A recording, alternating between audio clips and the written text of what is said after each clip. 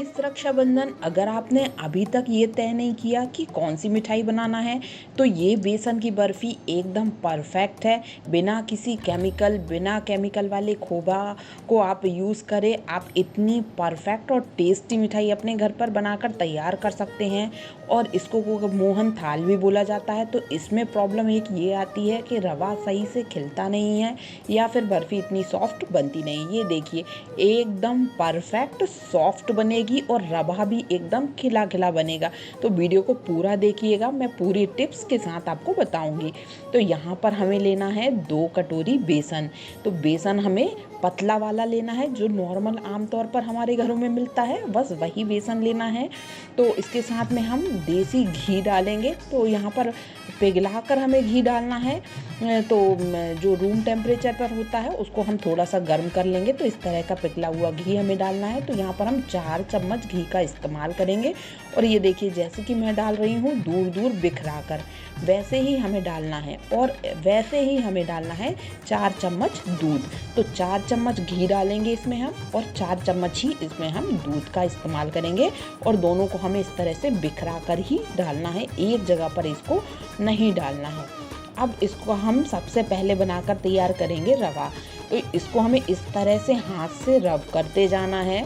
और जो हमने घी और दूध को डाला है उसको हमें सारे बेसन में इवनली फैला लेना है, इवनली रब कर लेना है। तो जितना अच्छे से हम इसको रब कर देंगे और उतना ही बढ़िया हमारा रवा बनकर तैयार होगा।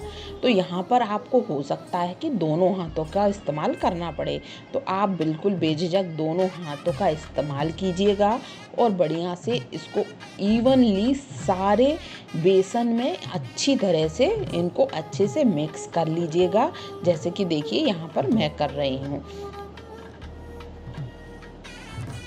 अच्छा, जितना बढ़िया आप मिक्स करेंगे उतना बढ़िया आपका रवा बनेगा और उतनी ही बढ़िया आपकी बर्फ़ी बनकर तैयार होगी।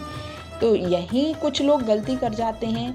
तो ये देखिए, यहाँ पर आपको देखने में समझ में आ रहा होगा कि रवा इसका बन चुका है।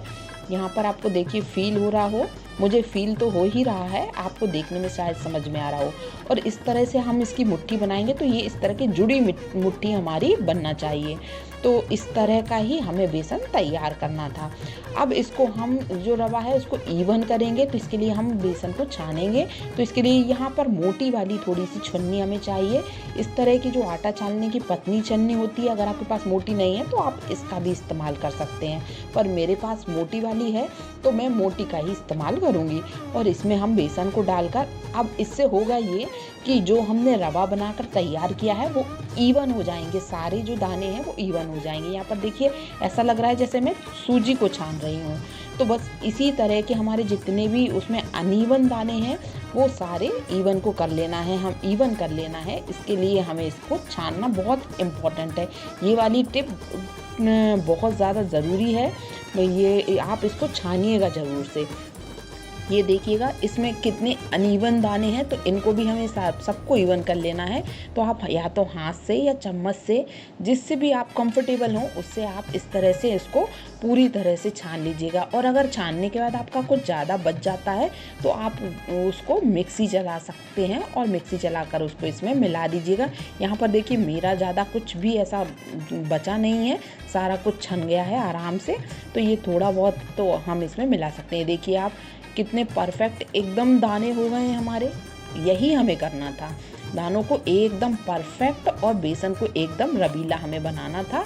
तो बस वही हमने तैयार कर लिया है। और यहाँ पर आप देखिए, हाथ में भी ये बिल्कुल नहीं लग रहा है। यही इसकी असली पहचान है कि हमने इसका रवा परफेक्ट बना लिया है। अब बारी आती है इसकी बुनाई की।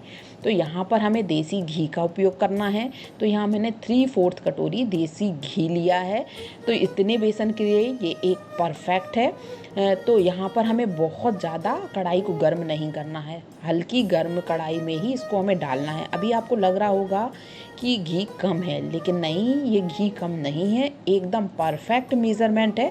आप इससे बिल्कुल बिंदास बना सकते हैं, आपकी बर्फ़ी एकदम परफेक्ट बनेगी।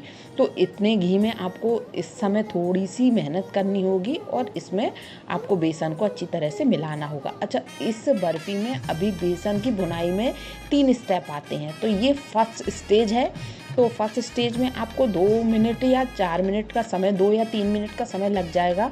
तो आप इस तरह से इसको मिलाते हुए इसको भूनिएगा। और इस समय बस आपको गैस का बहुत ख्याल रखना है, गैस की फ्लेम आपको धीमा रखना है। तो ये सारा काम हमें धीमी फ्लेम पर ही करना है।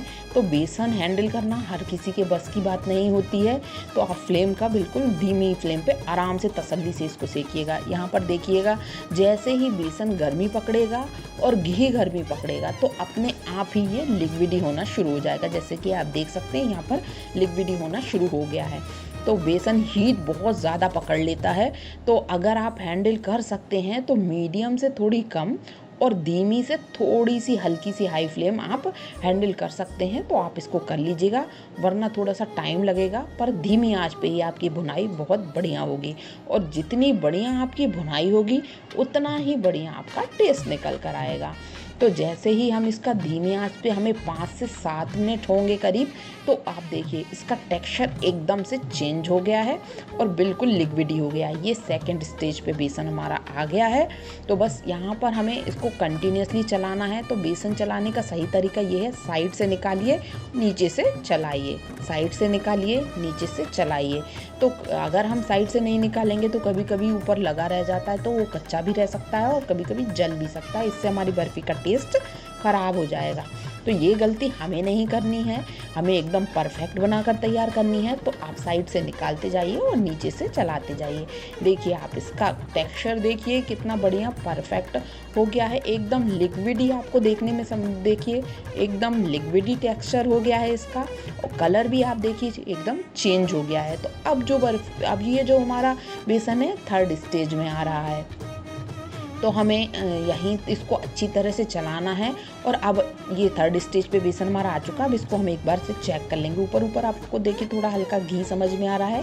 तो हम यहाँ पर या तो दूध के या तो पानी के तो कुछ किंचे डालेंगे, जैसे कि हलवाई लोग डालते हैं, और उसको डालकर इस तरह से देखिए चलाकर ट्राई करेंगे। तो इस तरह से चलाने से ये बेसन फूलने लगेगा, तो दूध जो है बेसन में जाके रिएक्ट करने लगेगा। और यही हमें चाहिए है, बिल्कुल यही स्टेज हमें चाहिए है। तो बस हमारा यही सिम्टम है कि बेसन सिक गया है, एकदम परफेक्ट सिक गया है।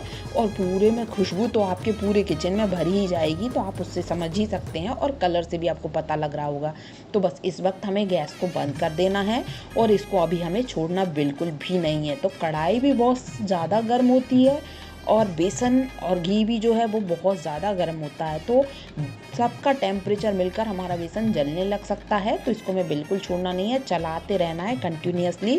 करीब 2 से 3 मिनट के लिए हम इसको चलाते रहेंगे। 2-3 मिनट के बाद यहाँ पर देखिए मैंने आधी कटोरी दूध लिया है। दूध हमें चाहिए रूम टेम्परेचर पर, ना ठंडा ना गर्म। और उसको हम बंद गैस पर ही, इसी पर ही हमें दूध को डाल देना है। और थोड़ा थोड़ा करके यहाँ पर हमें पूरा दूध डाल देना है। घबराइएगा बिल्कुल नहीं, पूरा दूध आराम से इसमें चला जाएगा। आपकी बर्फ़ी बिल्कुल पतली नहीं होगी। और इसको हमें आराम से मिला देना है। तो इतनी कढ़ाई अभी भी गर्म है, बेसन भी अभी इतना गर्म है कि गर्म में ही ये बंद गैस पर ही बढ़िया परफेक्ट हो जाएगा। तो आप इसको अच्छी तरह से मिला दीजिएगा। ये देखिए कलर देखिए आप इसका, कितना परफेक्ट इसका कलर आया है। तो अब इसके लिए हम चाशनी तैयार कर देंगे। बेसन को हम रख देंगे अभी साइड ठंडा होने के लिए। तो 1 कटोरी शक्कर में हम आधी कटोरी पानी डालेंगे और इसको गैस पर रखकर कंटिन्यूसली चलाते रहेंगे। तो अगर हम इसको चलाएंगे नहीं तो शक्कर नीचे से लगने लग जाती है। तो इसलिए इसको जब तक हमारी शक्कर घुले नहीं तब तक इसको कंटिन्यूसली चलाइएगा। तो यहाँ पर ये देखिए शक्कर बढ़िया घुल गई है। अब हम इसमें डाल देंगे इलायची का पाउडर। तो इस समय इलायची पाउडर डालने से इसमें खुशबू बहुत अच्छी आ जाएगी। और अगर आप चाहें तो इसी स्टेज पर केसर के कुछ दागे भी डाल सकते हैं, तो उसका कलर भी बढ़िया आ जाएगा। अब हम इसको धीमी आंच पर करीब 4 से 5 मिनट के लिए पकने देंगे। तो करीब 4-5 मिनट बाद ये देखिए इस तरह के बबल्स थोड़ी सी मोटी मोटी आने लगेंगे। यही पहचान है कि हमारी चाशनी पक गई है। और आप इस तरह से गिरा कर देखिए, ये देखिए ड्रॉप्स धीरे धीरे गिर रहे हैं। और एक कटोरी में हम इसको लेकर थोड़ा सा ठंडा हो जाने देंगे और फिर हम इसको हाथ से इस तरह से कर देखेंगे। तो यहाँ पर ये देखिए एक तार तो बढ़िया बन रहा है और इसके बाद साइड से भी आपको कुछ तार दिख रहे हैं, इसको बोलते हैं 1.5 तार की चाशनी। तो इसके लिए हमें 1.5 तार की चाशनी चाहिए, और अगर आपको ज़्यादा सॉफ्ट बर्फ़ी चाहिए तो आप उसमें 1 तार की भी डाल सकते हैं। यहाँ पर बेसन भी देखिए अभी पूरी तरह ठंडा हुआ नहीं है, और चाशनी भी 1-2 मिनट रख कर हम इसमें डाल देंगे, एकदम गरम गरम ना डालें। तो अभी बेसन भी गरम है और चाशनी भी गरम है, तो दोनों ही चीज़ें हीट बहुत ज़्यादा पकड़ती हैं, बहुत ज़्यादा गर्म होती हैं। तो चाशनी से भी थोड़े सावधान रहिएगा, इससे बहुत जल्दी जाते हैं। तो दोनों को इसमें डालकर चाशनी को बढ़िया से हमें इसको मिक्स कर लेना है, और इसमें जो गांठें वगैरह हैं इन सबको हमें अच्छे तरह से मिला देना है कि गांठें वगैरह सारी एक सार हो जाना चाहिए। चाशनी और बेसन इसको यहाँ तक मिलाइएगा कि ये देखिए पूरा एक सार हो गया है बढ़िया। यहाँ आपको लग रहा होगा कि अभी ये काफ़ी पतला है, पता नहीं सेट होगा या नहीं, तो बिल्कुल भी ना घबराएं, ये कंसिस्टेंसी एकदम परफेक्ट है। तो इससे आपकी एकदम सॉफ्ट और परफेक्ट बर्फ़ी बनकर तैयार होगी। तो यहाँ पर अब हम इसके लिए एक प्लेट को सेट कर लेंगे। तो एक थाली में, या फिर आपके पास कोई बर्फ़ी जमाने वाला कोई भी बर्तन हो तो आप उसमें घी को लगाइए, और किनारी से भी अच्छे से लगा दीजिएगा, और इससे हम अपना मिक्सचर इसमें डाल देंगे।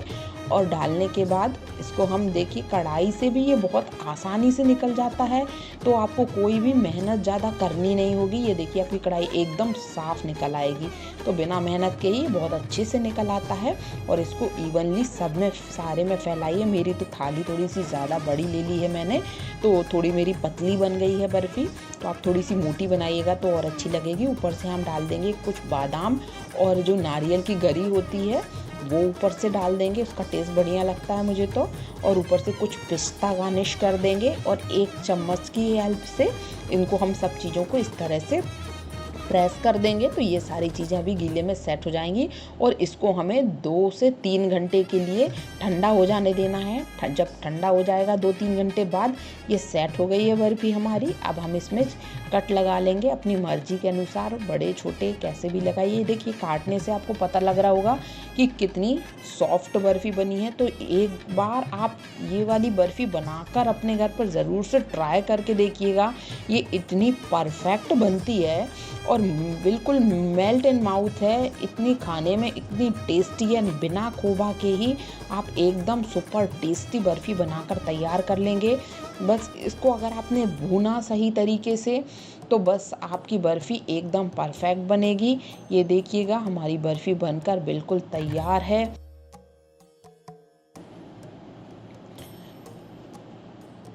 एकदम सॉफ्ट, देखने से पता चल रहा होगा कितनी सॉफ्ट और कितनी बढ़िया बर्फ़ी बनकर तैयार हुई है। तो इस रक्षाबंधन आप भी इसको ज़रूर से ट्राई कीजिएगा, और वीडियो पसंद आई हो तो वीडियो को लाइक शेयर कीजिएगा, और मुझे कमेंट में बताइएगा कि आपकी बर्फ़ी कैसी बनी। आपके प्यारे प्यारे कमेंट से मुझे बहुत खुशी मिलती है, मोटिवेशन भी मिलता है नई वीडियोज़ बनाने के लिए। तो स्वस्थ रहिए, मस्त रहिए, मेरी वीडियोज़ को देखते रहिए।